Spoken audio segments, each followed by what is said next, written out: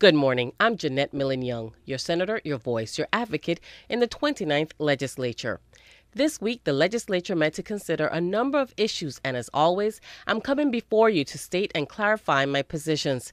In addition, I wrote to the governor and to the Senate president on matters regarding the need to reestablish an atmosphere of trust and confidence between our government and our community. As many of you already know, I voted in favor of three distinguished Virgin Islanders, Attorney Carl Purcell, Edmund Roberts, and Dr. Paul Simmons, to serve on the Coastal Zone Management Commission. However, I voted against the nominations of Dr. Mercedes Dullum for Commissioner of Health and of Mr. Henry W. White, Jr. for Commissioner of Police. Both individuals have had long careers, and Dr. Dullum in particular enjoys the distinction of being a pioneer in the field of cardiac surgery. So why, you may ask, would I vote against them?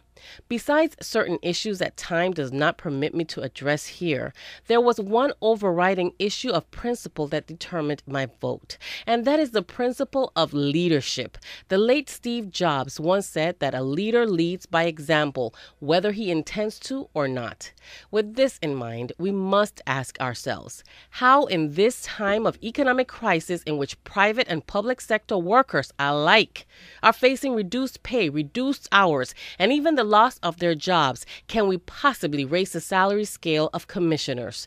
It is a slap in the face of every working man and woman and the families that they support. We cannot talk about shared struggle and sacrifice on one hand while increasing the pay of top officials on the other. As I said during a recent news interview, if we're going to suck salt, we must suck salt together. I also voted against the proposed lease of land in Bovoni to the Alpine Energy Group.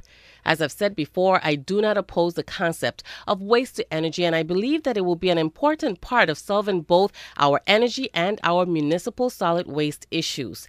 The question that I had to consider, however, was whether this was the right company and the right deal for the Virgin Islands. On both counts, the clear answer was no. There were no significant questions about the financial aspects of this plan, as well as its safety and feasibility. And finally, there was no way to avoid this simple fact. The Alpine Energy Group has not operated a single facility of any sort. It has not processed a single ton of garbage, nor produced a single kilowatt of electricity, and we are no one's guinea pig. Lastly, I wrote to the governor and to the Senate president this week, in which I asked questions and made recommendations relating to the issue of public trust. In talking and listening to Virgin Islands residents from all walks of life, one thing is crystal clear. Our ability to focus on the present issues of the day, from education and employment to energy and economic development, is currently hampered by the poisonous atmosphere of suspicion and distrust surrounding elected officials. Nothing demonstrates this more clearly than the fact that a measure was brought to the Senate floor this week to initiate a recall vote on the governor of the Virgin Islands. I voted for the measure, not because of personal spite or political malice, but out of respect for the people and democracy. Let us be clear about what this vote was and what it was not. The bill, if it had been successful, would not have removed the governor. The legislature does not have that power. Instead, it would simply have placed the matter on the ballot for the people of the Virgin Islands to decide. Given the state of public discourse in the territory, I frankly think it is anti-democratic to deny voters the right to express their views, and I, for one, will not stand in the way of the democratic process. The survival of democratic institutions depends on the public confidence in those they have selected to govern. And we cannot move forward as a community unless elected leaders move to restore an atmosphere of honesty and integrity.